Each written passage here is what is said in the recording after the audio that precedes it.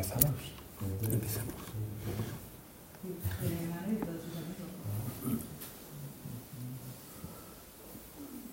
Dedicamos unos instantes simplemente a aterrizar.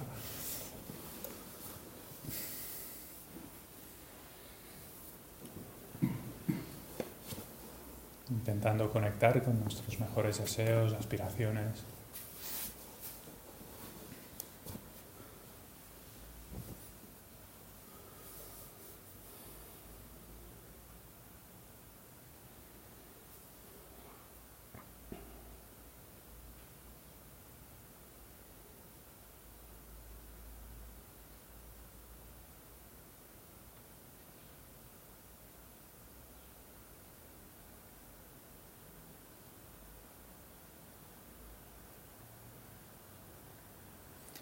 Hacernos conscientes de lo extraño que es tener una oportunidad como esta, poder detenernos a reflexionar, a pensar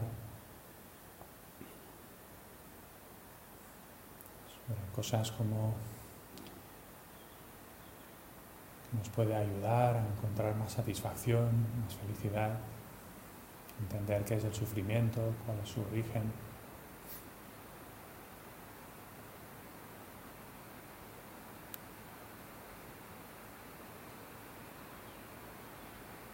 Observando que eso es algo extraño,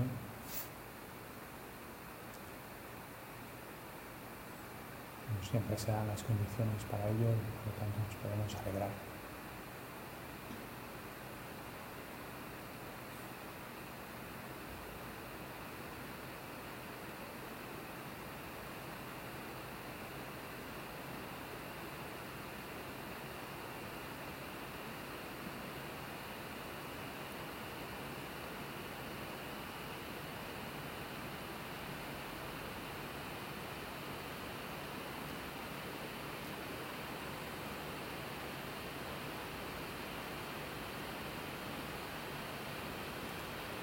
Como a pesar de que todos tenemos ese anhelo profundo,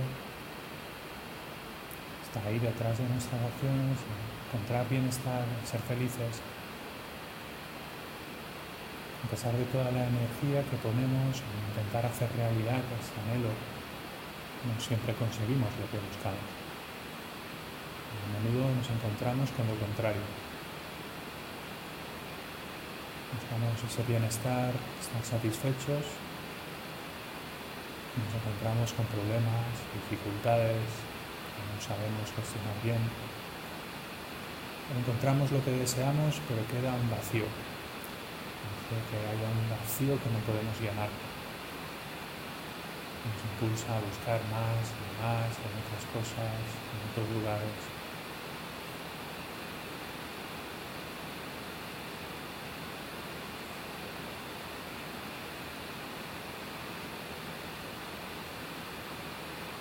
Eso es algo que quizás nosotros no es exagerado, lo llevamos bien, pero observar alrededor la cantidad de insatisfacción que hay, frustración, miedos.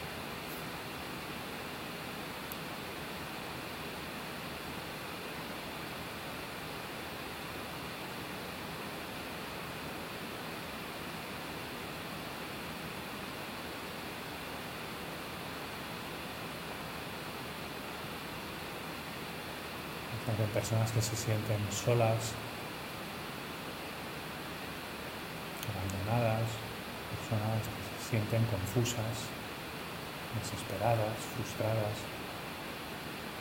Como digo, personas que están pasando calamidades como guerras, que están enfermas.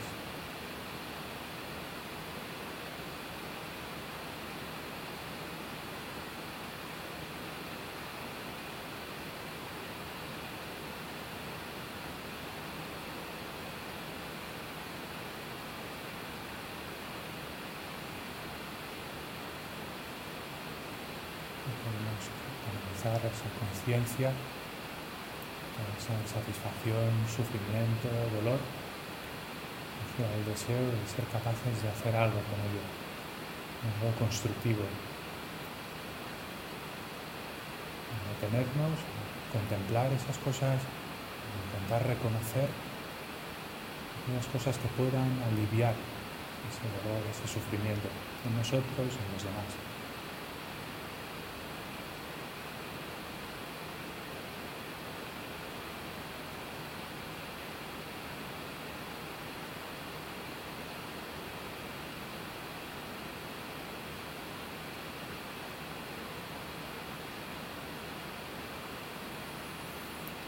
Si lo sintáis con vuestras palabras, simplemente experimentando ese deseo, canalizar todo eso a una motivación, tan sencilla como el deseo de explorar todas esas cosas, de tomárnoslas en serio, para poder aliviar esa carga en nosotros y ayudar a los demás.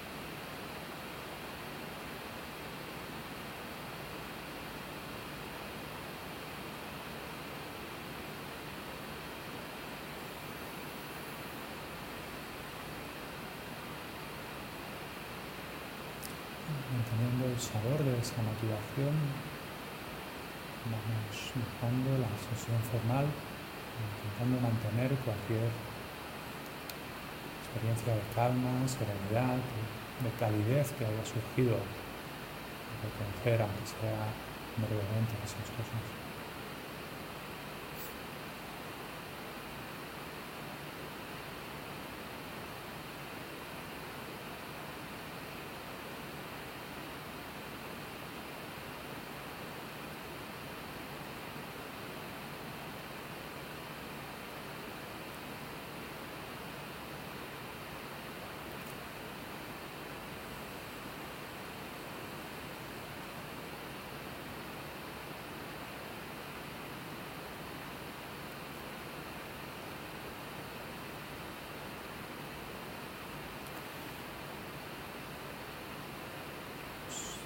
Decía ayer, mencionaba ayer cuando hablaba de la peluchita, segundo aspecto, ese camino a la almohada, al despertar. Se basa en el reconocimiento en uno mismo, en los demás, de algo que a menudo pasa desapercibido. Os comentaba, ¿no?, cómo tenemos la tendencia a ver a los demás de forma superficial, en base a prejuicios y bajo el prisma o bajo las gafas, muy a menudo, del aferramiento, de la aversión, lo que observo superficialmente, que además es algo que tiende a ser una proyección que yo lanzo sobre esa persona, me gusta, aferro, deseo poseer a esa persona, que no sea en el sentido más literal, deseo tenerla cerca, deseo tenerla en mi círculo de amistades, o deseo tenerla muy cerca, quizá por un tiempo limitado, quizá para toda la vida. Esa es la manera de responder del aferrarse a esas cosas que consideramos deseables, que tiene la otra cara, que es cuando eso que observamos es indeseable, rechazo ese objeto o esa persona. Todo eso está basado en la creencia que en ese objeto o en esa persona o en esa situación o en esa cosa abstracta, y a veces son cosas abstractas, hay algo que va a llenar esa necesidad que tengo, ese anhelo muy básico, ¿no? Hay algo que podrá satisfacer ese anhelo que tengo de bienestar, de satisfacción, de felicidad, si queréis. O va a llenar, va a apaciguar un sufrimiento que estoy experimentando. Si tengo hambre, es obvio que comer apacigua ese sufrimiento. Por lo tanto, es normal que cuando tenga hambre busque comida para apaciguar ese sufrimiento. Tenemos ese impulso básico de buscar comida, esa es una necesidad básica, no es la única necesidad básica que tenemos como seres. Los seres humanos tenemos otras necesidades básicas que no son únicamente la comida. necesitamos, esa es una necesidad, la compañía de otras personas. Somos seres sociales. Hay animales que viven la mayor parte de su vida solos y únicamente se encuentran con iguales de su especie cuando es la época del apareamiento y reproducción. Y luego, si he visto, no me acuerdo, los seres humanos tenemos también necesidades a ese nivel. Emocionalmente dependemos de otros, dependemos de los demás para un montón de cosas. Por lo tanto, es lógico que cuando esas necesidades surgen, las busquemos satisfacer. Pero en esa ignorancia vamos más allá de la necesidad básica. Empezamos a reificar esa necesidad y en lugar de entender que eso es un saciar, un satisfacer una necesidad básica, empezamos a creer que eso va más allá y es una fuente de algo extra. Por ejemplo, eso se ve claro en la comida. La comida, si lo miramos fríamente, es un saciar, es un aplacar un cierto sufrimiento que surge de una necesidad básica. Cuando tenemos hambre, eso no es algo que nos agrade experimentar. Quizá el primer minuto pues, no nos resulta desagradable, porque sabemos que tarde o temprano comeremos. Pero cuando esa sensación de hambre se prolonga y no hay expectativa de comer, eso normalmente no lo consideramos agradable. Por eso que buscamos comer. Es por eso que cuando vemos a alguien que pasa hambre no consideramos que eso sea algo agradable. ¿No? Me explico, ¿no? Bien, la comida en cierta medida hace que esas condiciones que producen ese sufrimiento desaparezcan. ¿No? ¿Cómo? Desaparecerán. Mi cuerpo deja de mandarme la señal, come, necesito comida, necesito energía, necesito material para... El cuerpo deja de mandar esa señal, ese sufrimiento desaparece. Y fijaos entonces qué hacemos con la comida normalmente. No se puede. Eso es muy normal, ¿no? No tengo hambre, no como. Aunque bueno, hay complejidades, ¿no? A veces comemos aún no teniendo hambre. Entonces, ¿qué ocurre? Pues provocamos otro tipo de sufrimientos. Y solo basta con recordar situaciones en las que hemos comido impulsivamente más allá de lo que nuestro cuerpo nos pedía. Por alguna razón X, seguíamos comiendo impulsivamente. Más allá de saciar ese sufrimiento, de aliviar ese sufrimiento, nosotros proyectamos que eso nos da algo más, que nos da una satisfacción, que nos da un bienestar, que va más allá de saciar ese sufrimiento. Pensamos, bueno, es que la comida es agradable, produce sensaciones agradables, produce un cierto placer, y nos aferramos a eso como si fuese algo que existiese inherentemente en la comida, y que le añade un extra que le hace que la comida sea más deseable aún.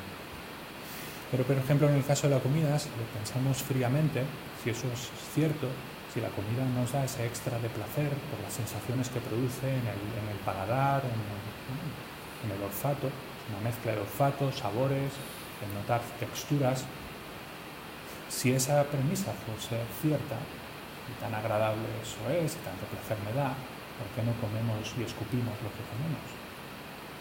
Entonces podríamos comer todo el día. Si tan agradable y tan fantástico es, que me paso el día cocinando, rodeo esa maravilla, esa bomba, ¿no? Explosión de sensaciones, placeres y demás, y como ya no tengo hambre, lo escupo. Claro, si me lo trago, voy a acabar con un empache, pues me voy a dedicar simplemente a masticar cosas apetitosas y vomitarlas. Bueno, decía escupirlas, los romanos las vomitaban. No sé si habéis oído hablar de esas grandes bacanales, comían, se iban a un rincón, vomitaban. Sí. Para gustos, ¿no? Lo hacemos quizá con la bebida, bebemos, vomitamos y lo aceptamos, ¿no? Al menos a cierta edad. Pues ya piensan, una tontería, ¿no?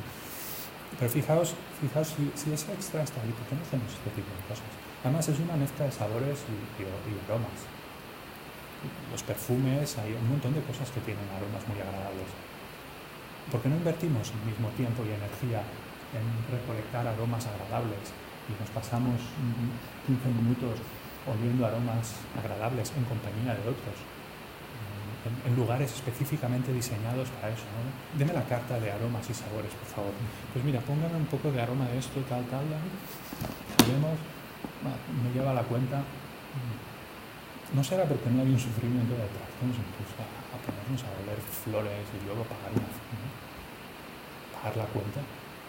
¿No? Están deliciosas, esos aromas de flores y sabores exquisitos, gracias, 20 euros, fantástico. No hay una necesidad de hacer esas cosas. Las hacemos también, ¿no? Y fijaos la diferencia entre el comer, que también es una mezcla de aromas, sabores, en cuanto a experiencia sensorial, o oler flores, sustancias que tengan olor agradable, o saborear cosas agradables. No es tan distinto, si lo miramos fríamente, científicamente, no es tan distinto.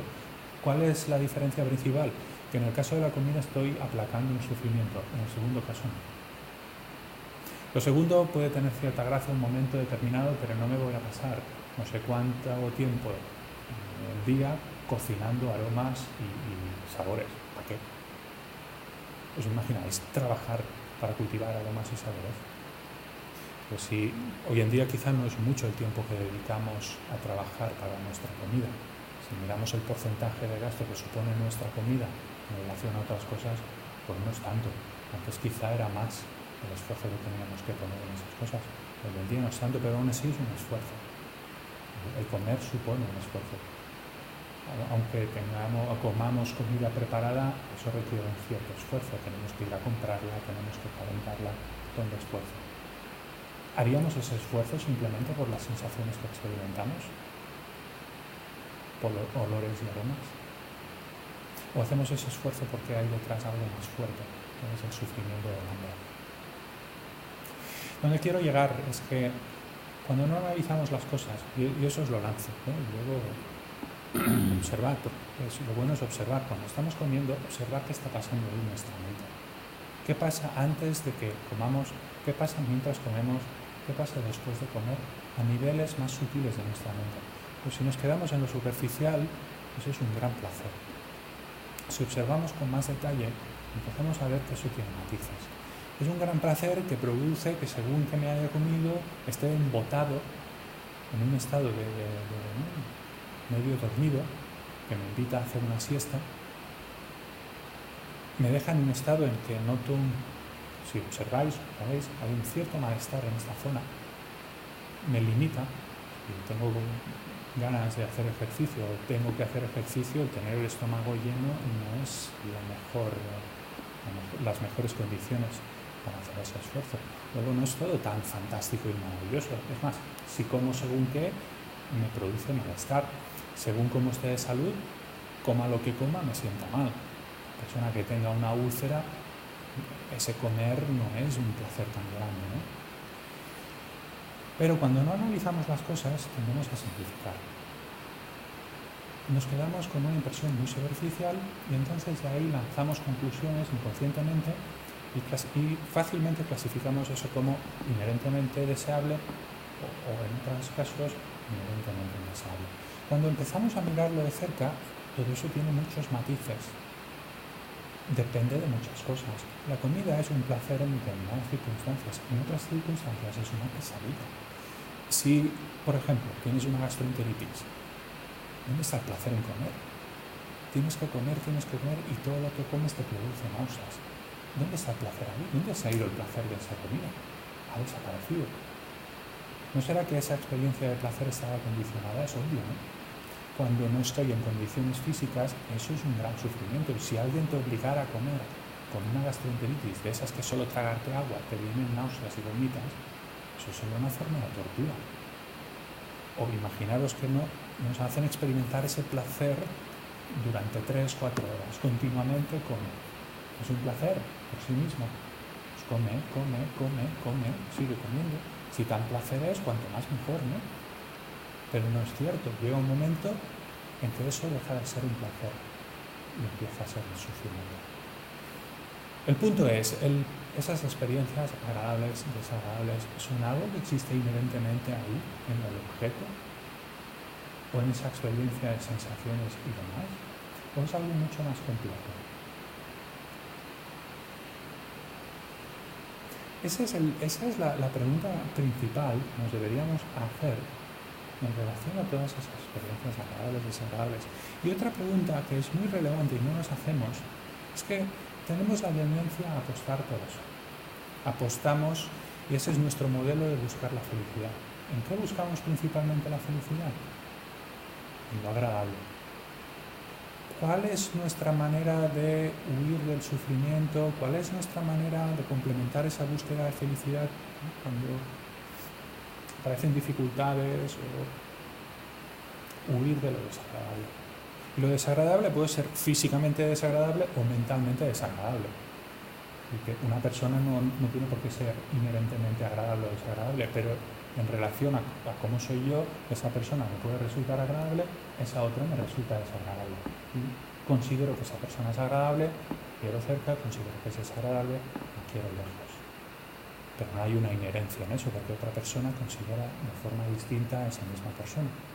Y cada uno, cada persona tendrá una experiencia distinta de esa persona. Cuando no analizamos, parece que esa persona es por sí misma desagradable. No tiene nada que ver conmigo. Si lo analizo un poco, no hace falta que sea budista, ya veo que también hay de mi parte.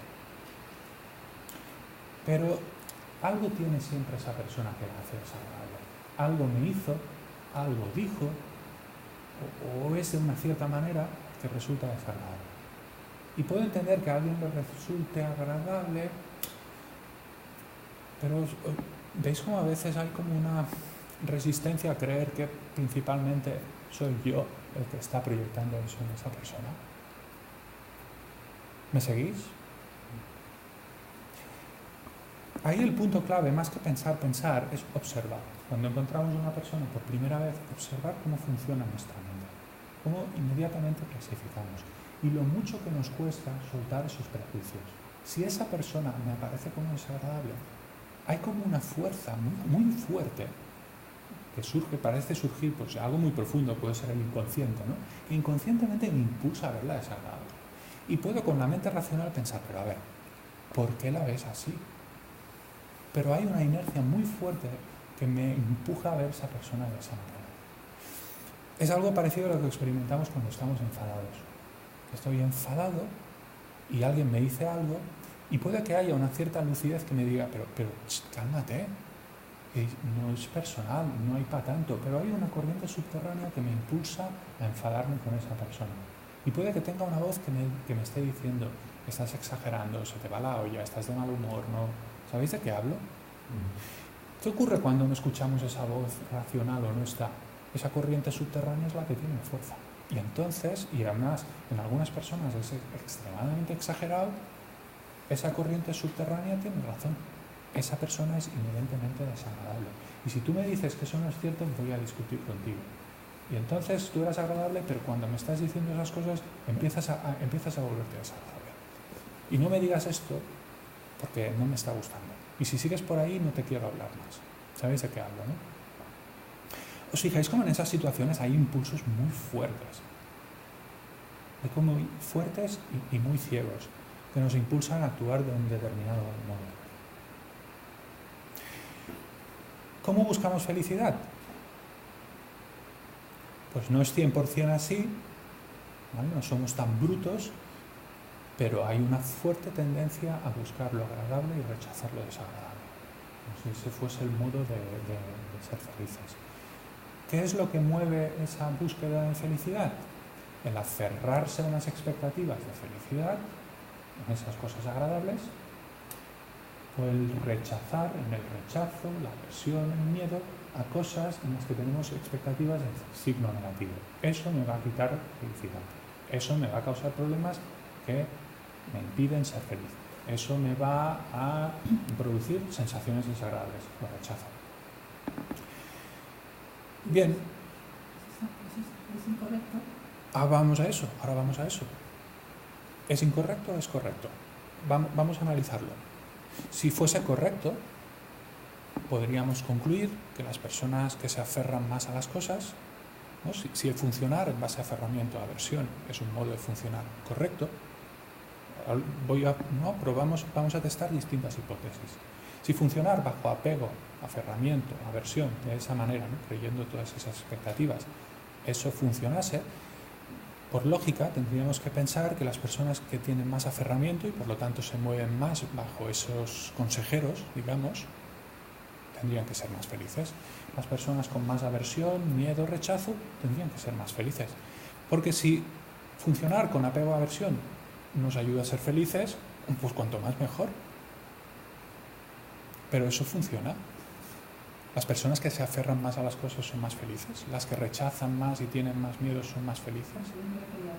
Ya lo sé. Voy a llegar.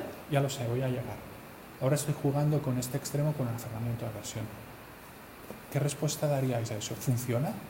¿Esa lógica funciona? ¿Las personas con más aferramiento son más felices? ¿Las personas con más aversión, miedos y demás, más enfado, son más felices? Y podemos probar esa misma hipótesis en el otro extremo. ¿Las personas con menos aferramiento, las personas con menos rabia, menos miedo, rechazos, son más infelices? ¿Sí o no? ¿Qué sospecháis? Solo eso, no entro en otras cosas. Vamos a analizar otras cosas. Pero ¿creéis que el aferrarse a las cosas, el crear eso, es una manera efectiva de encontrar felicidad? No. Bien, vale. Pero tú has hecho una pregunta muy relevante. No funciona nunca eso. No, pero tampoco tanto el aferramiento, pero por ejemplo, tu vida diaria, yo ya no hablo de buscar la felicidad dentro, sabiendo que si solamente yo fuese feliz como no, ¿vale? Sí. Eso ya es el extremo. Pero si tú el día a día, Sí. pues hay gente que te divierte menos y que pues organizas un poco, y hay gente que te divierte más y repites, o que me gusta más una comida, la repito, o me gusta Sí. Si al final todo lo que repito es lo que más me gusta, yo ni un vaso de aguas blancas. Te entiendo perfectamente. perfectamente. Será como más, Sí. ¿no? Más blanca. Sí. Pues yo no digo rechazar a las No. bolas negras, están ahí, pero vamos, intentar que no me dicen. No entro ahí, no he entrado ahí, pero ahí tienes un buen punto. Fijaos que estoy entrando más en esa manera de funcionar. Ya no entro tanto en si lo agradable, desagradable, esa persona que me resulta más divertida, esa persona que me resulta problemática o tal. No estoy hablando del objeto, estoy hablando más de la parte psicológica. Porque la manera de funcionar más ciega, como más instintiva, es veo algo atractivo, lo quiero. Veo algo desagradable, no lo quiero.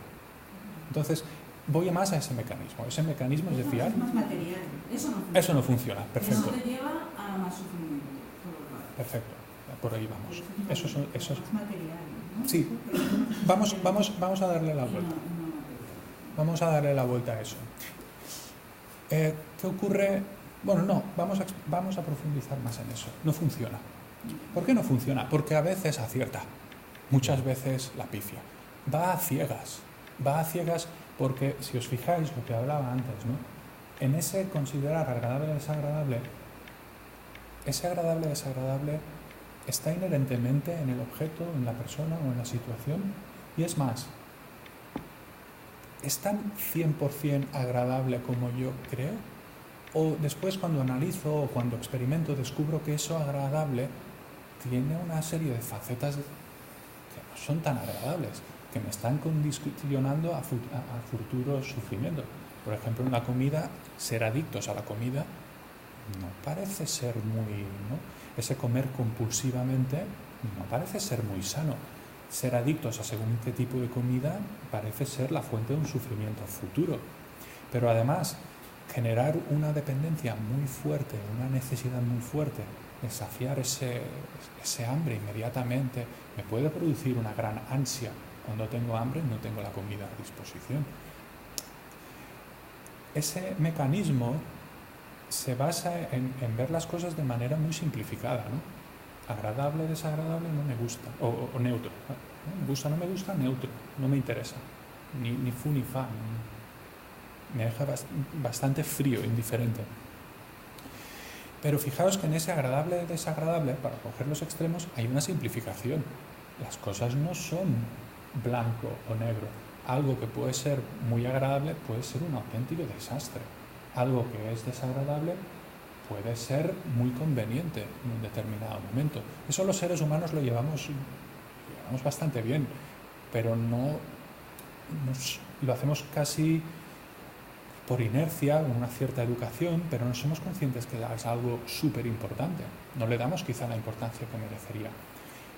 Si estoy enfermo, estoy dispuesto a aceptar ciertas cosas desagradables para un beneficio futuro. Y por eso permito que me abran en canal, aunque esté anestesiado, y estarme 4 o 5 días ahí con una herida brutal, ¿no?, en la cama postrado, porque es que gracias a eso me han quitado algo que en 3 meses me hubiese matado. Hacemos ese razonamiento y vamos más allá de esa clasificación tan simple de me gusta, no me gusta lo quiero, lo otro lo rechazo. Tenemos una capacidad de analizar las cosas con una cierta perspectiva. Pero lo hacemos continuamente en todo. Hacemos continuamente ese análisis de destapar cómo esos impulsos básicos nos están condicionando y a veces nos condicionan buscando gratificación inmediata. Nos condicionan y nos hacen actuar de forma dañina. ¿Somos plenamente conscientes de eso? ¿O funcionamos bastante en ese modo, que es muy instintivo, muy básico? Y que no estoy diciendo que sea una cosa anormal o... Si es que casi tenemos un programa biológico para funcionar así. Pero como seres humanos tenemos la posibilidad de reescribir ese programa. ¿Vale? El punto es, eso a veces puede acertar. Si me aferro a una persona que me parece agradable y resulta que he acertado, efectivamente esa persona, aparte de percibirla yo como agradable, tiene toda una serie de cualidades que la hacen que sea un buen compañero, compañera, amigo, amiga.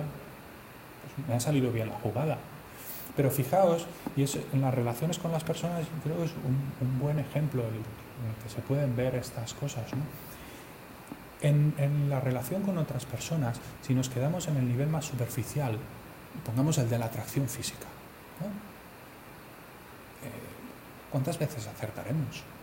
¿Cuántas veces encontraremos una persona con la cual nos vamos a poder complementar y vamos a poder compartir cosas de forma creativa, constructiva? ¿Cuántas veces acertaremos? Comparad eso con relacionarnos con los demás, enfatizando más el observar a las personas con una mirada más amplia, más libre, ¿no? Que me permita ir más allá de esa primera apariencia que me atrae o me produce rechazo. Empiezo a mirar cosas más abstractas o más ocultas, más sutiles, cómo se relaciona con los demás, cómo piensa, las cosas que dice, y empiezo a sacar información que es más sutil, ¿no? Voy más allá de ese primer impacto, de esa primera atracción. Quizá esa persona me atrae mucho, pero si empiezo a conocerla, hay una voz interna que me dice, esa persona no te conviene. Quizá no porque sea amable, ¿no? Es que veis el mundo totalmente distinto. O no me conviene porque es que está con otra persona y yo a ciertos juegos no quiero jugar. ¿Sabéis de qué hablo, no? ¿Eso viene del aferrarse a esas cosas agradables, desagradables? ¿O ya es un paso más allá en el que hemos analizado la situación con más libertad?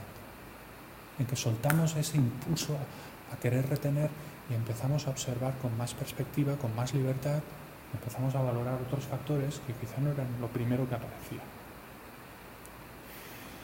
El aferrarse a las cosas bajo el primer impulso, ¿no? La primera sensación agradable, desagradable, nos puede llevar a aferrarnos a cosas muy dañinas, ¿no? o a aferrarnos a personas con las que no vamos a tener una buena relación, no porque esa persona sea mala, es que quizás que no va a funcionar, no vamos a poder compenetrar. Si en lugar de escuchar ciegamente ese primer impulso dejamos espacio a otro tipo de actitudes, a otro tipo de maneras de relacionarnos con la realidad, podemos tener una visión que se ajuste más a la diversidad de lo que es una persona, objetos, situaciones y demás. Para el budismo, ya lo sabéis, las causas del sufrimiento hay que buscarlas en esa ignorancia, esa confusión, que además no es solo el desconocimiento, sino es que también es esa proyección de toda una serie de cosas en los objetos, personas, situaciones y demás, que hacen que inherentemente una situación sea desagradable o agradable, o un objeto sea inherentemente agradable, desagradable, deseable o indeseable. El aferrarse a esa creencia, ¿no?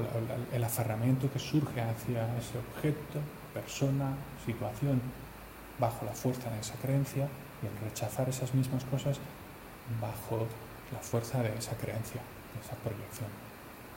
Para el budismo eso es la causa del sufrimiento. ¿Por qué? Porque la realidad no se ajusta a esa visión. Y responder con aferramiento a aversión es responder desde una visión distorsionada de la realidad.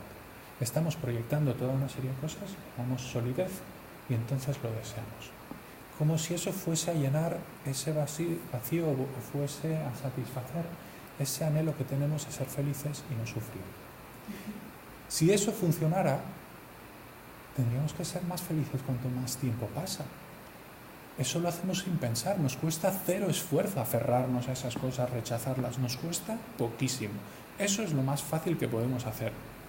Cada año que pasa funcionando bajo esa dinámica, ¿somos más felices?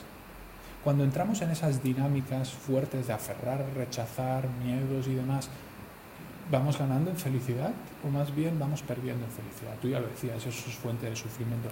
Eso es fuente de sufrimiento, pero hay que reconocerlo. No basta con ver que intelectualmente pueda tener un poco de sentido o mucho sentido.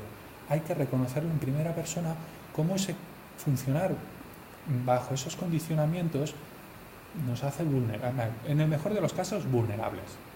Quizá no nos hace sufrir por si nos aferramos a cosas que son positivas, bueno, vale. Exacto, ahí está, nos hace vulnerable. Cuando no está, sufres. Pero yo puedo luchar con eso porque no sé qué propone el budismo. Ahí está. Porque yo, por ejemplo, veo luchar, una comida y me brego saliva, no sé, ¿sabes?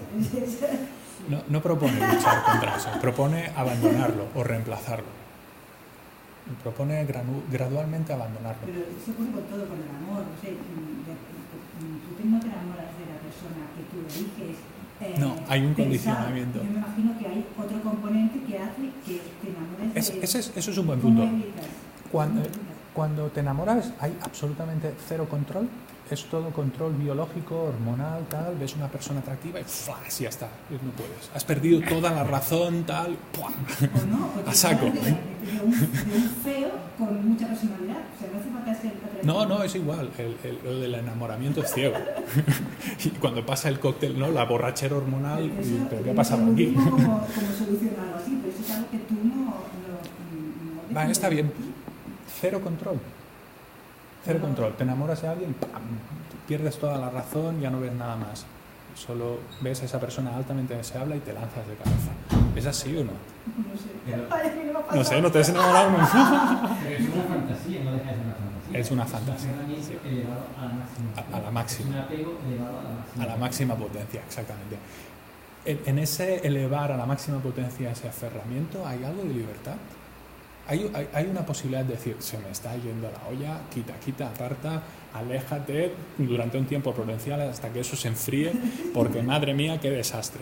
¿Hay un espacio de libertad para eso? Puede haberlo. Yo creo que sí que lo hay. Puede haberlo. Ahora, es verdad que si eso lo reificas, eso es lo mejor que me puede pasar en la vida. Oh, qué romántico, tal. Ya no hay. Se acabó. Y entonces ese príncipe azul, ¿no? Que resulta que de príncipe tiene poco y de azul menos, ¿no? Pasa la borrachera hormonal y después descubres que es un monstruo. No inherentemente, pero dices, madre mía. O lo descubren los que eso pasa a menudo, ¿no? Pero ¿qué haces? ¿Cómo te has enamorado de esa persona? Pero si se está intentando aprovechar de ti, te saca el dinero, ¿no? Te domina, te maltrata. No, si es que no lo conocéis, es majísimo. Joder, pues será majísimo no sé, en la oscuridad, porque es que lo que se ve no parece dar esa impresión, ¿no? Yo sí que creo, y esa es mi experiencia, ya no solo en el enamoramiento, que hay un espacio para la lucidez cuando surgen esos impulsos muy fuertes. Ese espacio de lucidez es el que nos permite, por ejemplo, abandonar conductas adictivas que son destructivas. Y ahí no me refiero a droga, pero también es destructivo comerse medio tarro de Nutella o nocilla. Hombre, si eres joven y tienes un metabolismo a prueba de aceites de palma y demás, pues pero eso es heavy para el cuerpo. El hígado tiene un trabajillo a procesar toda esa grasa, ¿no? Eso tiene un aspecto destructivo. Soltar el aferramiento, eso requiere una cierta lucidez, que puede ser tan sencilla como, eso no me conviene. Tengo el hígado, ¿no?, cada vez peor. O la lucidez que viene de la experiencia. Me como eso, me sienta mal. Me como eso, me vuelve a sentar mal. ¿No será que hay una relación causa-efecto? Eso requiere una lucidez, un espacio que me permita ver eso con más libertad. Ahí ya no hay aferramiento, ahí hay otro tipo de mente. Ahí entraría, por ejemplo, la sabiduría. Observo que cuando como eso, que es muy apetecible y me gusta mucho, me siento mal. Lo vuelvo a comer, me siento mal. Lo como otra vez, me siento mal. Entonces establezco una relación causal que es mucho más lógica, que no es la que me promueve el aferramiento. El aferramiento es deseo eso, lo como, ¡oh, qué maravilla! Después se olvida de las consecuencias. La sabiduría mira con perspectiva. Sí, has experimentado una gratificación inmediata, pero mira las consecuencias. También puede pasar que los aferramientos son más fuertes que esa sabiduría. Claro, puede pasar y pasa. Eso Suele ocurrir. Porque tú puedes ser consciente de ello. Exactamente. El trabajo de esa consciencia y la práctica de no alimentar esa aferramiento es alimento. Ahí está, ¿no? ahí está. Has dado en el punto. Y además de no menospreciar el efecto de soltar los pequeños aferramientos. Empiezas con lo pequeño y eso hará que después lo grande sea más fácil. ¿Quieres correr una maratón? Empieza con unos pocos kilómetros. Porque si pretendes correr 40 kilómetros, 40 y pico kilómetros, sin haber corrido nunca, prepárate, porque el daño va a ser bestia. Y eso es importante, porque si vamos a intentar soltar aferramientos de estos que se nos llevan por delante, sin haber practicado con las pequeñas cosas que sí que podemos soltar, aquellas que veamos que nos hacen daño, no hace falta soltar, tengo aferramiento al chocolate, y pues mira, ahora dejo de comer chocolate. No se trata de eso, si no te hace daño, no pasa nada, tendremos que convivir con el aferramiento. Porque además, el problema no es el objeto, el problema es la actitud que tenemos con el objeto. No hay nada malo en tener pareja. Si la relación se basa principalmente, y digo principalmente, no exclusivamente sería fantástico, pero ya eso es muy idealista. Pero principalmente en ese amor de dar o de compartir, está súper bien. Si la relación se basa principalmente en el aferramiento, no hace falta que explique qué tipo de relaciones son esas, la diferencia entre una relación y la otra. Si nos proponemos, si únicamente vemos problema en esos aferramientos fuertes, efectivamente, como tú dices, que esos muy fuertes se me llevan. ¿Cómo termino? En lucha, luchando contra algo que es súper fuerte. ¿Cuál es la tendencia en la que puedo caer cuando me enfrento a esas dinámicas, ¿no? Como si esa fuese mi práctica, meterme de cabeza con lo más difícil?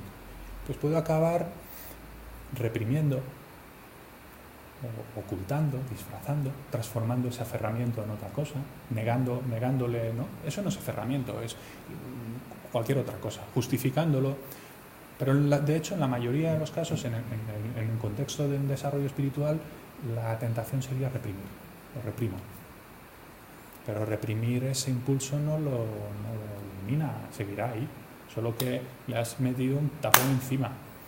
Pero según cómo ese impulso se va alimentando cada vez más, va cogiendo más fuerza, y cuando el tapón de la represión no aguanta, lo que sale ahí está multiplicado por... Y aunque reprimas, el sufrimiento sigue ahí. Sigue. Sí, reprimir no es un sufrimiento, produce un gran sufrimiento. Lo que propone el budismo es reconocer que esa es una manera de funcionar que nos causa daño, empezar a ver que hay otra manera de funcionar que nos permite seguir experimentando esos objetos, algunos de los cuales son necesidad básica, como la comida o la compañía de otros. Es que eso es casi una necesidad básica en humanos. Y el tener pareja, quizá no es básica, pero es una necesidad bastante... El tener una intimidad con una persona es algo que en seres humanos buscamos y nos resulta gratificante. ¿Es un problema estar con una persona, tener pareja? El problema no está en tener pareja, el problema está en el aferramiento a esa persona. Porque también es problemático no tener pareja por rechazo. No tengo pareja porque es que no no soporto estar con otra persona que tiene otras costumbres, yo no me quiero adaptar a sus costumbres. ¿Y eso qué es? ¿Sabéis de qué hablo también, no? Yo quiero mi espacio y no quiero convivir con nadie porque es que a mí me gusta dejar la tapa del váter cerrado, esa otra persona la deja abierta. A mí me gusta el tubo de pasta así y a la otra le gusta así. La convivencia requiere un ceder en ciertas cosas, ¿no? Tenemos que soltar ciertos aferramientos, rechazos y encontrar un consenso. Hay un esfuerzo, hay personas que no quieren estar con alguien o lo quieren a cierta distancia por rechazo a ciertas cosas. Pues tampoco sería. ¿Cuál sería el punto ahí? Sería reemplazar esa manera de funcionar por otra manera de funcionar más basada en la sabiduría y en otras dos cosas que en el vehículo fundamental del budismo no se incluyen, pero en el Mahayana sí, y que le dan un sabor más dulce a la práctica y hacen que la práctica pueda ser algo que hagamos en la vida cotidiana, es también el amor y la compasión. Estar con una persona en una relación principalmente basada en el amor, en el ofrecer o compartir con esa persona, eso es algo fantástico. Esto, pues claro, viniendo de un Light God puede tener menos, ¿no? Pero yo recuerdo Lama Zopa Rinpoche, no ha tenido nunca pareja, ni la tendrá, no lo tendrá. Pero él dice, estamos hablando aquí de amor, compasión y demás, solo que améis de verdad, ¿no? En ese sentido de estar con esa vocación de dar o de compartir a una sola persona, por ejemplo, vuestra pareja, eso es increíble. Luego no es el objeto, ¿no? A veces podemos tener la tendencia de mezclar el aferramiento con el objeto al que nos aferramos, el rechazo con el objeto que rechazamos, pero es que a veces nos aferramos a cosas que son positivas, a veces rechazamos cosas que son negativas. El punto es sustituir esas voces que nos impulsan a actuar bajo ese impulso más básico, sustituirlas por otras actitudes que se fundamentan más en algo más profundo, no tan instintivo. Amor, compasión, sabiduría son cualidades que están más en sintonía con esa manera de funcionar. Amor, compasión, de hecho, solo pensáis, están basadas, son actitudes o estados mentales que están basados en algo que se ajusta más a la realidad. Ese reconocimiento de que aquí delante tengo un ser que como yo desea ser feliz y no desea sufrir. Eso ajusta bien a la realidad. Ese ser tiene sus cosas, se enfada, está condicionada por toda una serie de cosas, eso se ajusta a la realidad. Cuando entiendo que ese ser es un ser complejo, con toda una serie de necesidades, problemas y demás, eso se ajusta a la realidad. Y si respondo, ¿no? La respuesta lógica cuando percibo a alguien con toda esa complejidad no es la del aferramiento que simplifica las cosas o la del miedo que también las simplifica. La respuesta que va a cobrar más sentido es la del amor, la compasión. Porque si entiendo que ese ser como yo desea ser feliz, no desea sufrir, eso es importante para mí, también lo debe ser para ese ser. Y que hace lo que puede en eso. Y a veces pues con más pena que gloria. Y si ha recibido una educación pues no muy buena, o ha nacido en determinado contexto, o ha tenido según qué experiencia, pues le va a costar aún más el actuar de una cierta manera que a mí me parece más constructiva o positiva. ¿Cómo me voy a enfadar con ese ser? La respuesta lógica es sentir esa compasión bien entendida, ¿no? Ese deseo de ojalá se librara de esa carga.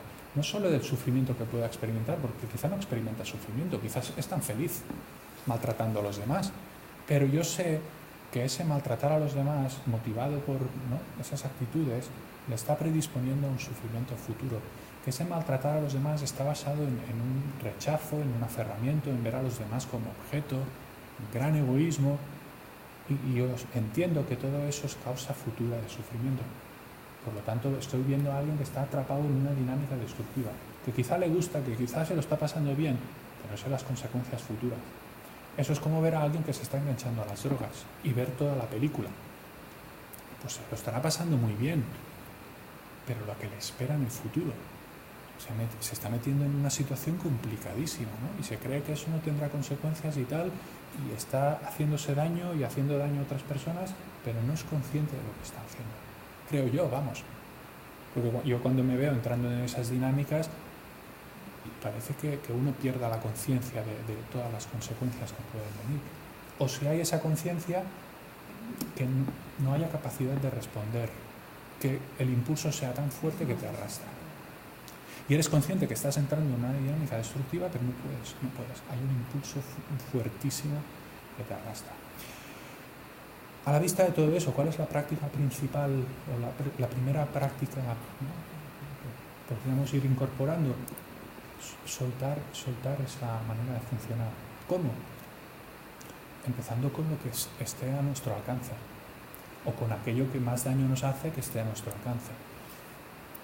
¿Qué es lo que propone el budismo? Que empecemos a tomarnos en serio lo de la ética. ¿Qué es la ética? No es nada más que poner límites. Fijaos, límites. No estoy diciendo eliminar. Ojalá fuera tan fácil de eliminar esa manera de funcionar, pero no lo es, como ya sabemos, ¿no? Pongámosle límites. Eso los humanos lo hacemos. Ponemos límites a esa manera de funcionar. Yo puedo estar aferrado por esa persona, pero sé que hay límites.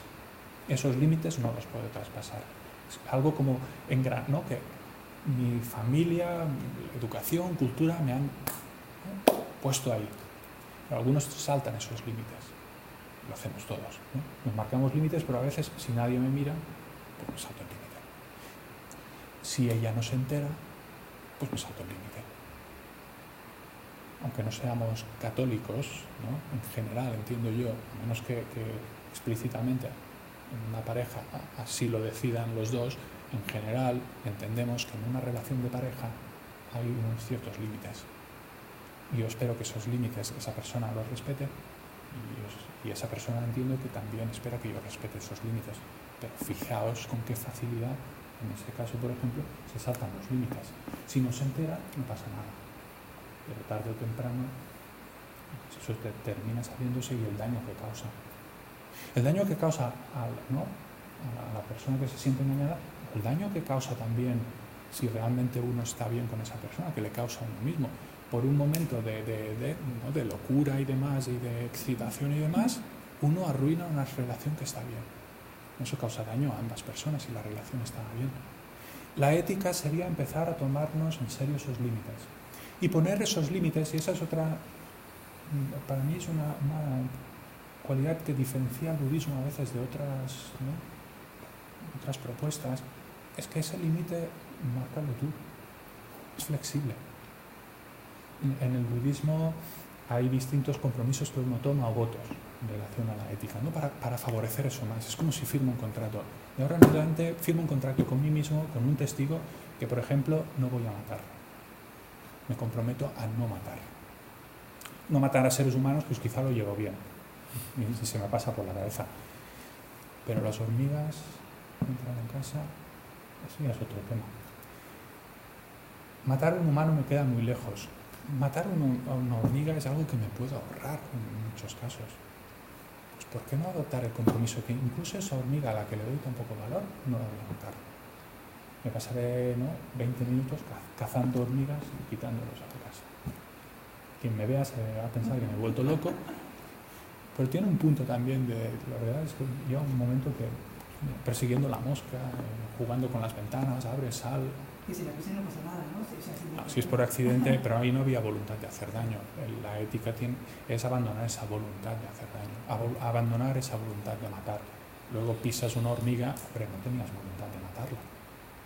O yo qué sé, eso también tiene unos, ¿no? Tu hijo tiene parásitos, pues quizá te tocará matar. No es una ética fanática, digamos, ¿no? Como se oye a veces, ¿no?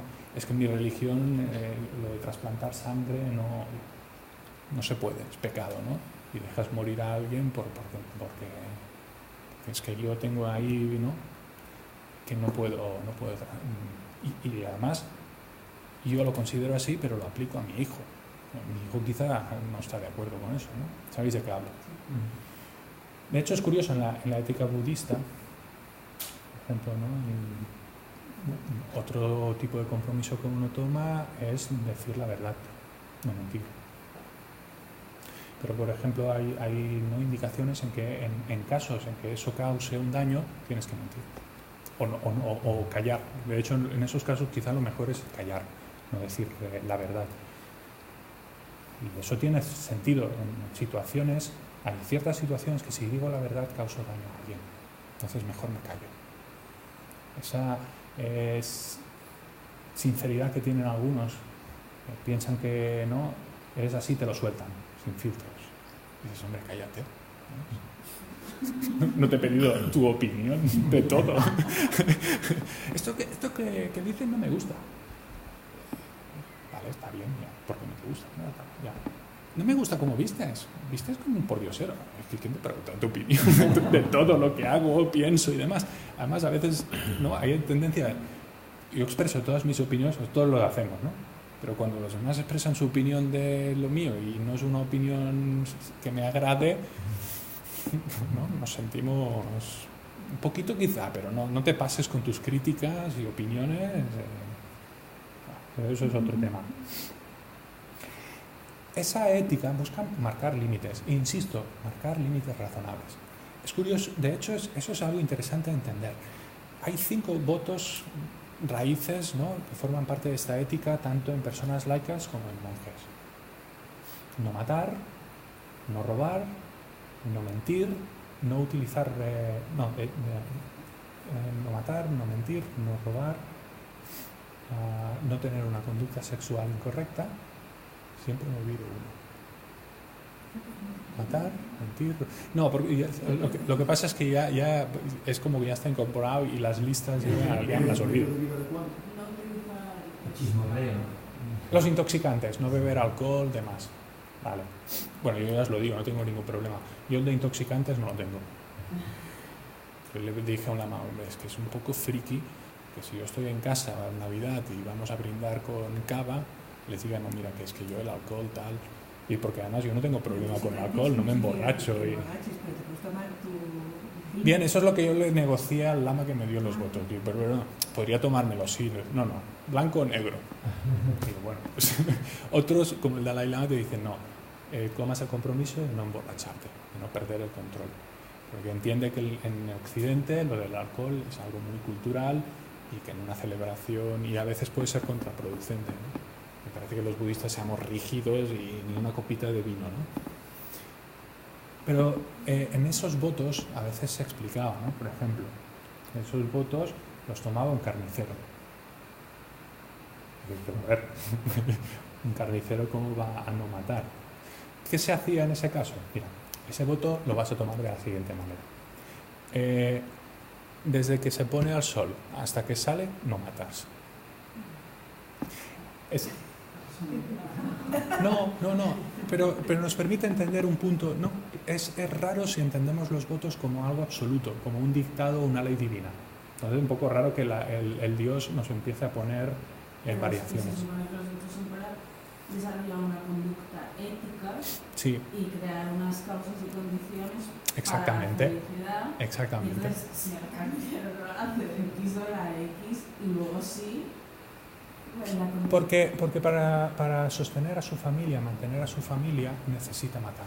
Él ya ha entrado en esa dinámica. Pero esas son condiciones que se pueden cambiar. Bien, pero pongamos el caso que no puede cambiarlas o no quiere cambiarlas. Entonces es su ética, entonces no son votos. Pero ¿no? es mejor, el punto aquí sería, la acción es buena, y yo sería más de, hombre, cambia las circunstancias, ¿no? Pero, que yo lo entiendo, o sea, vale, bien. Viniendo de esta cultura occidental y todo, pero pero fíjate, con el alcohol quizá lo entendemos más, ¿no? En plan, no beber o un poquito. Bueno, eso sí, eso lo firmo. Sí, explica eso. Por ejemplo, es una persona que en su trabajo se dedica a la industria armamentística, ¿sí? Sí. Bueno, pero es que lo hace para sustentar a su familia, para tener sus beneficios, ¿no? Ya. Entiendo tu punto. Pero si desde el budismo todo es sintiente y tomas los votos de la ética de no matar. entiendo tu punto y lo mejor sería tender a tomarlo. Pero el punto que quiero transmitir aquí, el punto que intenta no resaltar el budismo, es que tenemos que encontrar ese punto razonable para nuestra situación, circunstancias. Situación a nivel externo, pero también interno. quizás esa persona no está dispuesta a dejar su trabajo como carnicero. Bueno, pues es mejor que durante la noche no mata, y si le viene alguien que quiere sacrificar, por la noche Pero no bueno, puede. que sí, ¿No? es fenomenal, porque eso lo hacen nunca. Ah, eso seguro, Sí, eso seguro. aunque Sí. lo haga para ciertas Eso sin duda, cosas. eso sin duda, Eso es un karma. eso sin duda. Pero está generando también un karma positivo por el hecho de comprometerse al menos durante un cierto periodo de tiempo. Sí. Entonces, sigue haciendo karma negativo, ya, pero bueno, al menos hace algo positivo. Mejor sería que lo abandonara completamente, pero no seamos idealistas. No está dispuesto a abandonarlo totalmente, pero bueno, si lo abandona un poquito, mejor esto que nada. Ese es el punto. Ese es el punto. Pero que es importante entenderlo, porque eso nos permite entender también cómo practicar esos límites. Y por ejemplo, sé, ¿no?, de maestros que alguien le va a pedir esos votos y sin que el que le pide los votos le diga nada, el maestro le dice: mira, el de conducta sexual incorrecta, más adelante.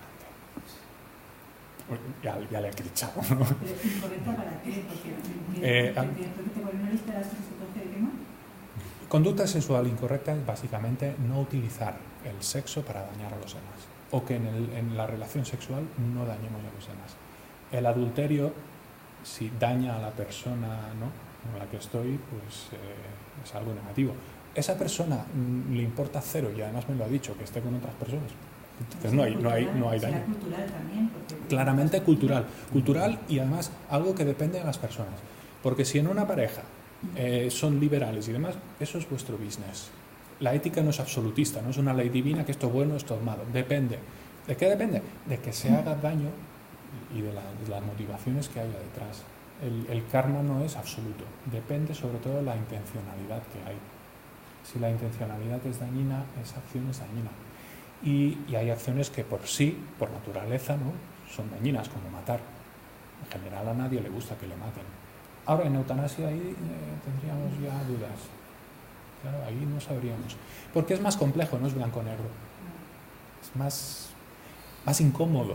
Sería mucho más cómodo y te dijera: esto bueno, esto malo. No, depende. Depende, en cada situación es...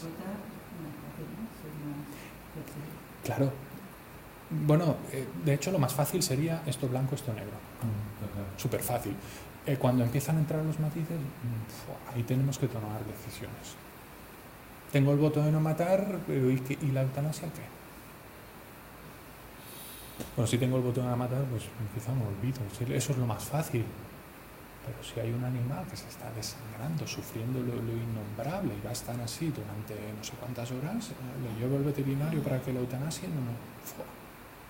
Eso es muy incómodo, súper incómodo. Sí, por eso yo creo que enmarcar y empapelar y firmar, o sea, la vida al final es más lista, ¿no? Porque en mi religión o encuadramiento sociocultural que le intentemos imponer. Entiendo tu punto de vista, pero le veo un gran valor a firmar esos contratos. Y de ahí la necesidad de ser sabios. Sí. ¿Qué contrato puedo firmar? Sí, para firmarlo contigo mismo. Es que ese es el punto, lo firmas contigo mismo con un testigo, pero lo firmas contigo mismo. De hecho, muchas cosas Pero le añade potencia. Hasta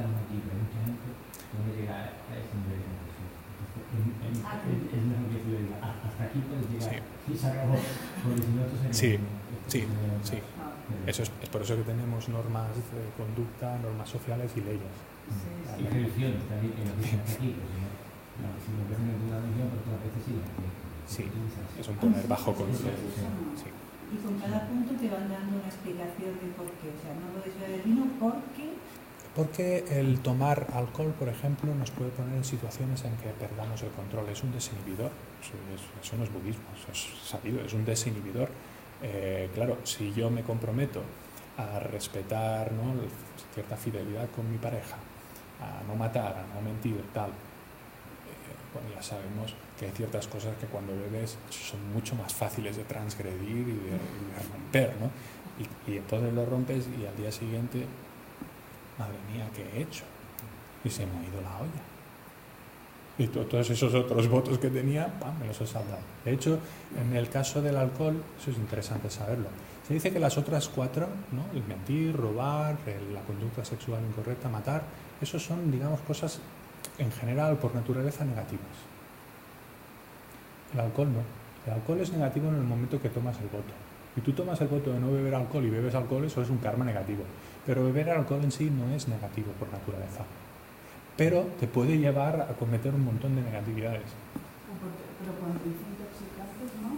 Sí. ¿Se refiere a, por ejemplo, tabaco? ¿El tabaco no te Bien, saca tabaco no se incluiría ahí según algunos. No se incluiría, pero sería también algo que sería deseable abandonar, pero no se incluiría ahí.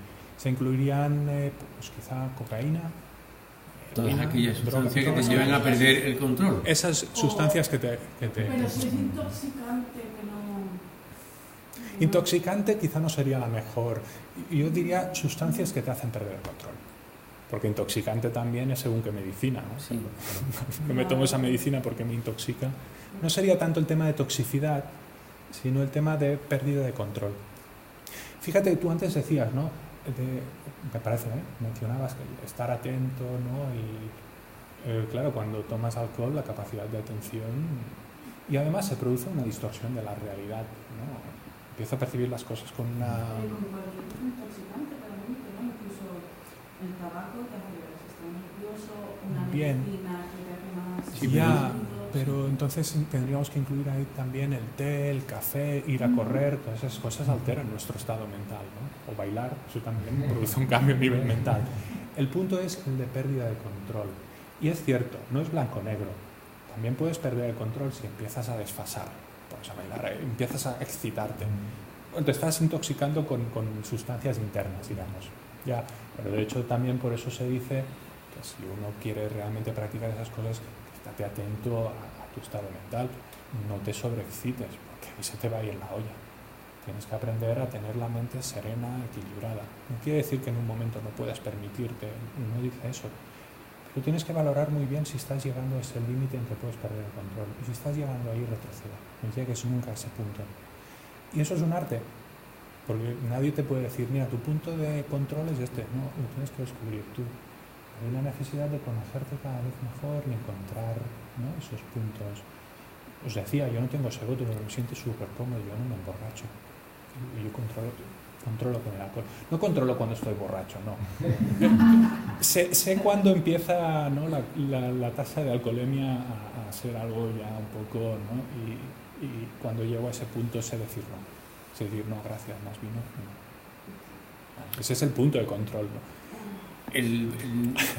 Sería interesante en lo que estamos hablando, es decir, son puntos de una ética que no viene impuesta por nadie, que te lo impone, que es tuyo, voluntario, un compromiso voluntario, para precisamente acostumbrar a tu mente a tener cierta atención y control sobre ti mismo, pero también el hecho que tú has comentado dentro del budismo, cuando se toman esos votos, se toma refugio y se toman esos votos, el tomarlo delante de una persona, primero es algo voluntario, que tú lo haces.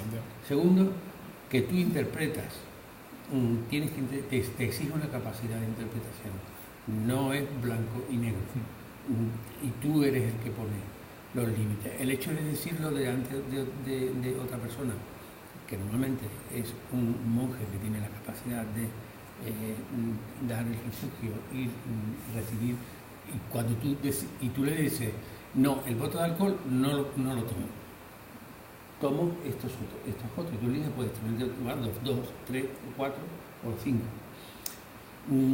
Hace, como ahora te explicaré un poquito mejor, que se potencie el karma, los méritos que se generan dentro de ti cuando tú practicas esa actitud ética, que si no has adquirido el compromiso delante de exacto. Es de hecho la diferencia entre no hacer algo y activamente decidir no hacer eso. La mayoría de nosotros no matamos seres humanos, no espero, no hacemos esas cosas. Que no se dan las condiciones, la mayoría de los casos no se dan las condiciones externas ni internas. Tenemos un freno, gracias a nuestra educación, cultura, lo que sea, que nos impide hacer eso. Pero ya, si matan a toda mi familia delante mío, me ponen una arma aquí delante y al agresor, ¿mataré o no mataré? Posiblemente ahí no estará tan claro el no matar, ¿no? Muy fácil que se me vaya. Pero si tomo un compromiso de no matar, me estoy entrenando activamente a no hacer eso. Ya no es no lo hago porque no se dan las circunstancias, no, es que activamente me estoy entrenando a no hacerlo. Estoy reforzando ese freno que todos tenemos, le estoy dando aún más fuerza y se lo doy continuamente. Porque es que incluso con una triste hormiga no lo hago. Cucaracha, no lo hago. ¿La querría matar? No lo hago. Porque veo el beneficio de no matar también en esas pequeñas cosas que van a hacer que en una situación en la que esa corriente que tú hablabas, que a veces que se te llevan por delante, ya no tenga tanta fuerza. La ética, al poner límites activamente a situaciones que quizá no se darán nunca, y la transgresión, lo que rompería ese voto de no matar es matar a un ser humano. Matar a un animal no lo rompería. No, lo dejaría bastante tocado. Si lo tomas, tómatelo en serio en todos los casos. Pero digamos que tienes lombrices en el intestino y te tomas la medicina, no estarías rompiendo el voto. Lo que pasa es que, hombre, si encontraras otra solución que pudiese evitar eso, pues mejor. Pues que quizá no la hay. Entonces, ¿es tu vida o la de las lombrices? Por ponerlo en el extremo. Hombre, valora, exactamente. No seamos extremistas, radicales. Pues mira, me muero y que disfruten las lombrices. No estoy dispuesto a eso. Además, sería una pérdida. Mi madre le saldría muy mal. Bueno, aparte es que... No, claro, ni pases el aspirador y te lleves los ácaros. Es que, como nos cojamos eso de forma extremista, dejamos de vivir. No comas manzanas ecológicas porque están llenas de larvas, aunque no lo sepáis, pero hay larvas ahí dentro, minúsculas y demás, pero están ahí dentro. Sí. No en todas, pero podéis hacer un experimento. Metete una manzana en un tarro de cristal y dejarlo unos días. El que no sea blanco y negro exige un ejercicio de inteligencia. De inteligencia, de flexibilidad, de sabiduría. Lo que decíamos ayer, de danzar y fluir ¿no? Me encontrar en situaciones imposibles que me obligarán a tener que pensar y actuar rápidamente, pero y a veces muy rápidamente. Por eso me tengo que entrenar previamente. Para ir preparando una respuesta que cada vez pueda ser más rápida, más veloz. Todo el objetivo. Bien, esa es la segunda parte de la secuencia que propone el budismo. En el nivel más fundamental, lo primero que propone el budismo es pongamos límites a las aflicciones. No dejemos que tengan el control, le pongo límites.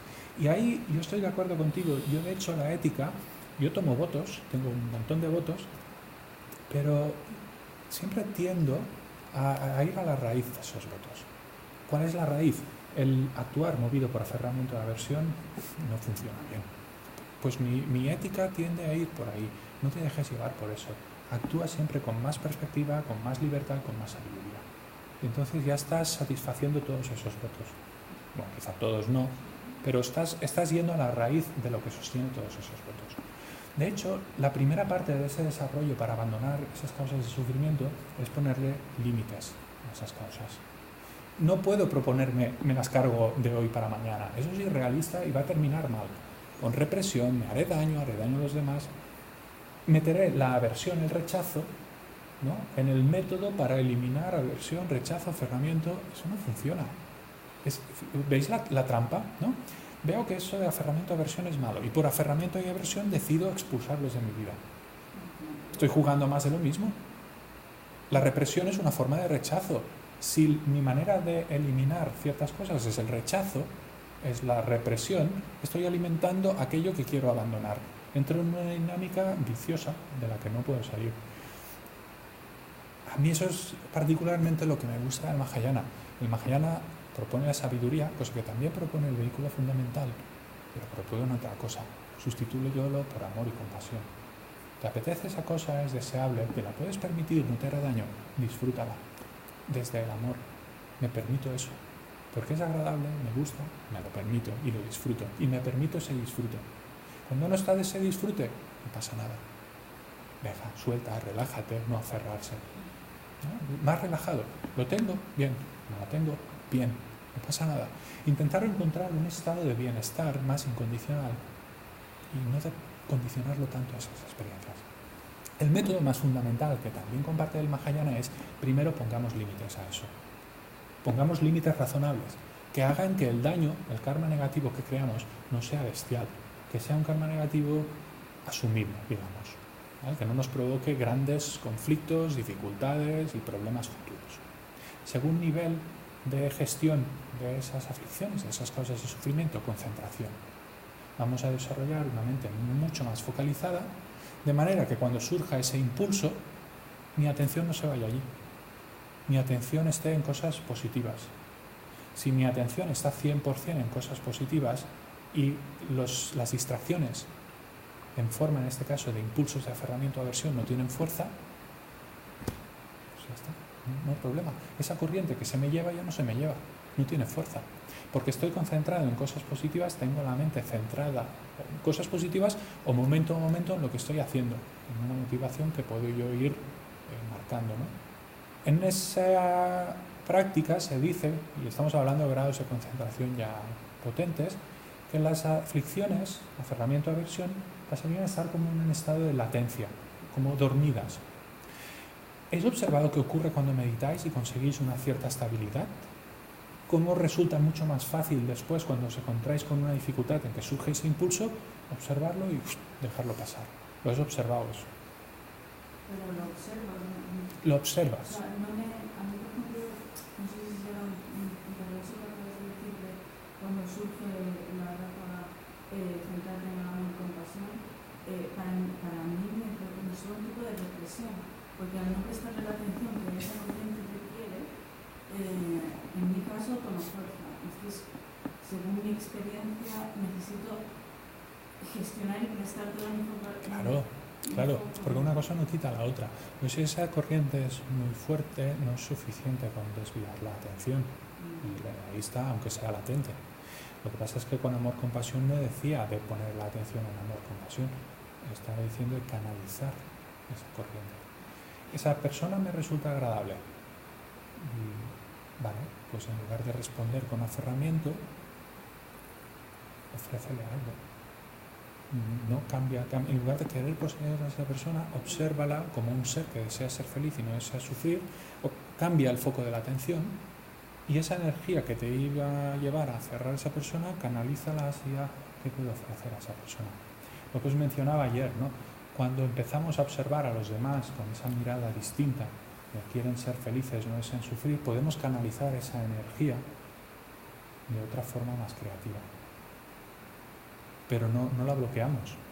Le reconozco a una persona y me siento atraído por esa persona. Recuerdo que esa persona es un ser que desea ser feliz y no desea sufrir. En ese momento hago algo que también os mencionaba ayer, ¿no? Deja de ser un objeto de disfrute. Es un ser que lo más lógico es que responda reconociendo que es un ser con amor y compasión. Desea ser feliz, no desea sufrir. Eso es para mí súper importante. Para ese ser también lo es. Y ese amor, compasión no son pasivos, en el momento que son activos. Activos porque descubres que en ese amar a los demás, en ese canalizar el amor en forma de compasión cuando ves su sufrimiento, yo soy el primero que recibe algo. Cuanto más experimentamos amor, más lo compartimos con los demás, más queremos ofrecer a los demás, más bien nos sentimos nosotros. ¿Cómo os sentís cuando podéis ayudar a alguien incondicionalmente? Joder, si al principio beneficiado es uno mismo, ¿no? Ayer hablábamos, si es que casi tienes que dar las gracias a la otra persona. ¿Te das las gracias? No, gracias a ti por dejarme ayudarte. Ha sido fantástico, maravilloso. Y es así cuando no hay segundas intenciones. Cuando lo hago de corazón, y nos ocurre a menudo con personas desconocidas, porque ahí no esperamos nada. Sabemos que esa persona lo veremos nunca más. No tenemos que demostrarle nada, no tenemos que probarle nada, no esperamos nada a cambio, porque no ayudamos esperando que nos dé algo, ¿no? Normalmente lo hacemos con desconocidos porque en ese momento nos sentimos impulsados a hacerlo y lo bien que nos sienta. Con personas conocidas a veces pues ya estamos intentando por la confianza y demás, pero con desconocidos es como más Y ya no digo con personas desagradables o que te irritan. El día que consigues romper esa barrera y ayudarlas de corazón, es entonces aún más brutal. Dices, wow, toda esa hostilidad que sentía por esa persona, y quizá la hostilidad que sentía por mí, se ha fulminado en un instante, mágicamente. Algo que nos hubiese costado un esfuerzo tremendo, llevamos años ahí que no hay manera, en un instante de debilidad, se ha fulminado. Esa persona ha tocado fondo, mi hostilidad no, por lo que sea, se ha desmoronado en ese momento, no puedo ser hostil con esa persona como está ahora, y es vencido la resistencia, le ha ayudado, y de pronto ¿no? se establece algo, sabéis de qué hablo, ¿no? Quizá no lo hemos experimentado en propia carne, pero lo hemos visto. En esas situaciones pueden producir esa transformación. Pero efectivamente, como tú apuntabas, eso es algo que no se puede forzar y hay que ser muy sabios y estar muy atentos a no caer en esos extremos de represión, de bloquear o de no permitirnos. Porque tenemos que aceptar, tenemos esos instintos. Tendremos que convivir, tendremos que lidiar, tendremos que encontrar un equilibrio entre esos instintos y una manera de actuar más sabia, amor y compasión. No nos engañemos. Si tenemos pareja, estamos con esa persona también porque hay una atracción física o la hay. Negar eso sería esconder ¿no? negarnos la realidad. No, yo con mi pareja solo estoy por auténtico amor. No nos engañemos. Hay atracción física, hay una cierta o atracción, si queréis, intelectual, me gusta como lo que sea. El punto no sería escondo eso como si no existiera o lo bloqueo. El punto sería encontrar un equilibrio en el que cada vez esa parte más incondicional, más de dar, se vaya intensificando. Y eso sucederá si vamos reconociendo el beneficio de intensificar esa otra parte y no dar tanto peso a la otra. Pero insisto, no dar tanto peso, no reprimir. En sí mismo, sentir atracción física por alguien no es nada positivo ni negativo. El problema es cuando actuamos movidos solo por eso. Si siento atracción física por una persona, además mi sabiduría me permite ver que, bueno, nos compenetramos bien y es una relación constructiva y hay un cariño de verdad, ¿no? Un querer dar a esa persona. Pues, ¿qué problema hay en esa atracción física? Pues le añade un extra, no pasa nada. El problema sería que eso fuese el todo y me encegara. Si me está encegando y lo que hay detrás está bien, pues bien, no ha salido mal. Pero si me está encegando y lo que hay detrás es un desastre en potencia, ahí sí que eso no es lo más sabio. Es más sabio tener una visión más abierta que me permita pues, actuar de manera más sabia, más inteligente. ¿Me explico? Bien, ética, concentración, y el tercero quizá ya lo sabréis, ¿no? Sabiduría. Eso es lo que corta la raíz. De hecho, ya hemos estado desarrollando, ¿no? Observo con perspectiva y observo que las cosas no son tan... En el momento que observo con más perspectiva que las cosas no son tan sólidas, tan concretas, ya estoy practicando la sabiduría. Ya estoy rompiendo lo que sostiene ese aferramiento. Porque si yo me creo que el iPhone, ¿por cuál van? ¿El 10? ¿El 9? El iPhone, que sea, es una fuente inherente de felicidad, voy a poner mucha energía en obtener esa fuente de felicidad. Pero si empiezo a cuestionar esa creencia, pues ya no me lo creo. Que me conviene por el trabajo y además es que, pues mira, me gusta más que el otro, pues me lo permito. Pero que gano el sueldo mínimo, ¿cómo me voy a gastar?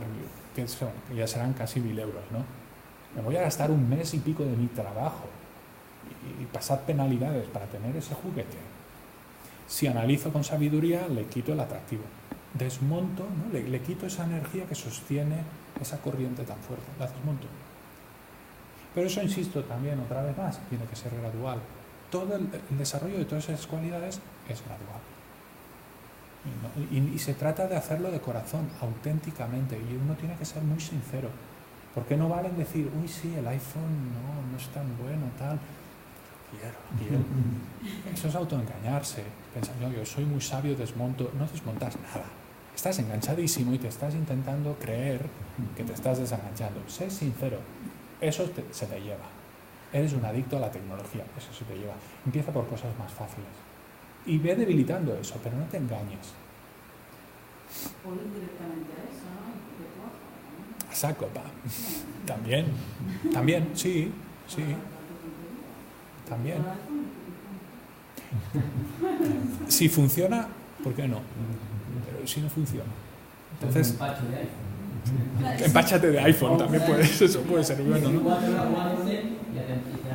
También puede ser. También. El voto, el decir, no voy a Sí, reaccionar, bueno, vale, ¿por qué no? ¿Por qué no? Puede ser una estrategia. Ahí cada uno tiene que ser su propio maestro. El maestro externo te puede dar pistas, pero cada uno tiene que ver dónde están los límites razonables y hacer eso, y eso es para mí un punto muy importante, especialmente en el Mahayana. Hacer eso siempre desde el respeto y el cariño hacia uno mismo. Y no nos pasemos, ¿no? Por ejemplo, tengo atracción, ¿no?, por las mujeres. Pues la solución es, me libro de eso. Bueno, puede ser una solución, es la vía monástica. Es que quizá no estoy dispuesto. Además, no le veo tanta ventaja. Yo no quiero ir vestido así, tener no sé cuántos votos, no me interesa esa vía, ¿no? No pasa nada, pues no la cojas. Sé sincero contigo mismo y haz aquello que tenga sentido momento a momento. Porque si no hay la tendencia a idealizar. Pues venga, extremo. Y es más, me voy de retiro 50 años. A ver, ¿estás dispuesto a eso? ¿Tienes las condiciones para hacer eso? No, pues eso no es sabio. Pero lo que es sistemático, matemático, es que si tú no reaccionas, o sea, si ese hombre dice, vale, pues voy a estar X tiempo tomando votos y haciendo vida monástica, la realidad es que él supera esa prueba. Eso es bueno, no sé. Porque si una vez viene yo he visto mucho monje que ha dejado sus hábitos y no parece que haya dejado demasiado apego por el camino. Parece que lo ha estado ahí taponando y cuando salta el tapón, dice, madre mía, parece un adolescente. Entonces ha estado reaccionando, a ese... Claro, pero fíjate, esa persona lo... El apego, es que... Sí. Pero si tú ese apego no reaccionas, ese apego... Yo no sé qué habrá estado haciendo, pero está claro que no ha terminado de funcionar como... ¿no? O quizás sí que ha funcionado. Quizás su apego antes era 1000 veces ese, ¿no? Y yo creo que ahí es muy importante ser muy sinceros con uno mismo y vigilar mucho en no estar haciendo cosas forzadas, no forzar demasiado. Y es una línea fina. De hecho, habréis oído un montón de veces ese concepto de la vía del medio, el punto medio, entre un extremo y el otro, pero esos extremos no son absolutos. Dependen de cada persona, de cada momento, de cada circunstancia. Lo que para uno es punto medio, para uno es extremo. Tu punto medio puede ser extremo para mí, o puede quedarse corto para otra persona. Depende. De ahí, otra vez, esa sabiduría que sabe tener esa flexibilidad para ir encontrando instante a instante el punto medio. Entonces, si para ti el punto medio no es el celibato, cuidado. Si es un punto medio, bien, entonces, adelante. Un punto medio que siempre requerirá esfuerzo, no es el punto medio, el punto cómodo, no es la zona de confort. Hay un esfuerzo, hay un trabajo, pero no tiene que ser un trabajo extremo, porque si no hay la tendencia a reprimir, a bloquear, y eso no soluciona el problema. No, si la felicidad está en no contribuir a ese apego, a esa versión, no a esos condicionamientos, simplemente da igual el tipo de estímulo que tenga, ya sea agradable o desagradable, yo mantengo mi camino mental y mi felicidad, el tú no reaccionar con apego u aversión a ese estímulo, sea el que sea, agradable o desagradable, cuando se presenta, eso desarrolla la consciencia. Pero ¿tú crees que eso es fácil? Yo creo que es posible, fácil no. Sí, posible sí, pero fácil no. Y porque no es fácil, necesitas ser muy hábil en desarrollar esa capacidad, que es posible, no es imposible. Pero lo que a mi entender sí que es imposible es pretender tener esto ya y actuar como que soy capaz de tenerlo mañana. Esperar el resultado rápido, ¿no? No, pero igual que si tomamos unos votos, ¿no? Sí. No voy a matar cualquier cosa que sea intencional, como dices, Sí. pues lo mismo, es decir, voy intencionadamente Yo te animaría a una cosa. Prueba a tomar un voto de celibato durante un mes. ¿De celibato? ¿Durante un mes? Sí, o sea, de no... Ningún tipo de interacción sexual, no solo con los demás. Llevo 2 años, o sea que... Vale, bien. Prueba de tomar otro voto, ¿no? Porque cada uno... También no, pero también es verdad que depende y a algunas personas ese voto les resulta una facilidad tremenda, ¿vale? Prueba a hacer otro. Durante un mes come arroz y lentejas en todas tus comidas. Ya está. Mira, yo... Bueno, pues no sé. Ya. Es verdad, no, y como ahora tantos han empezado por eso. No, pero mes vegano no. Mes vegano no, arroz integral y lentejas. Ni sal. Acabas con arcadas. Sin sal, ni sal. No le pongas ni sal a eso. Dalia, No, para trabajar el aferramiento de la comida. No, yo lo propongo como experimento, pero no ahí. Te lo propongo a ti. Para ver que eso de mantener los votos, pues en algún caso te resultará fácil, pero hay votos, hay límites que te resultan difíciles. Pero hay gente, en cambio, por ejemplo, los meditadores comen solo zampa, que es una papilla de harina. Todas sus comidas comen eso. Hombre, eso yo personalmente... me dan eso a comer durante unos días y acabo matando a alguien.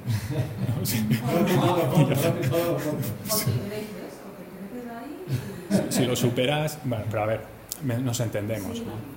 En el que no entro, pero que es cierto que hay cosas que nos resultan más difíciles que otras. Hay personas que ciertas cosas les resultan fáciles y en cambio otras les resultan muy difíciles.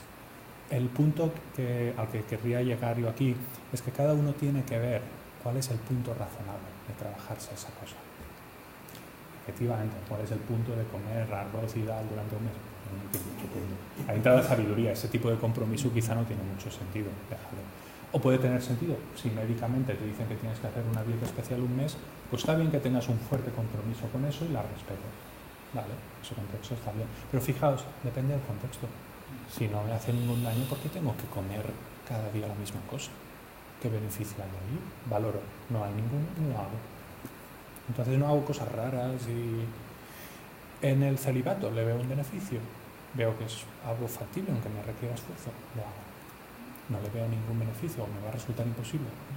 ¿Qué pasa? ¿O me va a resultar imposible para toda la vida? Bueno, pero a practicar eso una semanita, a ver qué tal. Pruebas con una dosis más reducida, eso sí que puede tener un beneficio. Aprendes a gestionar ese impulso tan básico.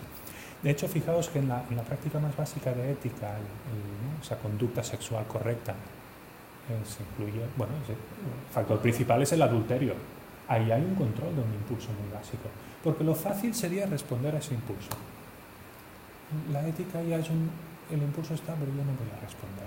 No es un celibato, pero está en el camino de controlar ese impulso, de evitar que ese impulso dañe. No es una ética, como decía Javier, no es una ética de absolutos. En la relación sexual en sí no hay nada dañino. En el apego que lanzamos, el impulso ese descontrolado, sí que hay un daño potencial o un daño evidente. No hace falta que explique el daño que se causa, ¿no? con las relaciones sexuales, cuando son forzadas o hay dominación y demás. Es que es obvio, un daño brutal, y ya no hablo con menores. Y ese es un impulso con un potencial de destrucción brutal. Y ese es un impulso que, aunque quizá nosotros no llegue a ese extremo, está ahí. Pues quizá nos interesa ese impulso, ahora que estamos en una buena situación y no se nos va demasiado la olla, de irlo disminuyendo, no irle quitando la fuerza que le sostiene. Entonces vivir con libertad, ese impulso sí existe, ¿no? O incluso abandonarlo. Si ya no me interesa, pues, libertad absoluta. Eso sería genial. Bueno, yo personalmente lo considero que sería genial. No estar bajo control de ningún impulso. Libertad absoluta. Elijo yo. ¿Me explico? ¿Hacemos una pausa y continuamos? Sí.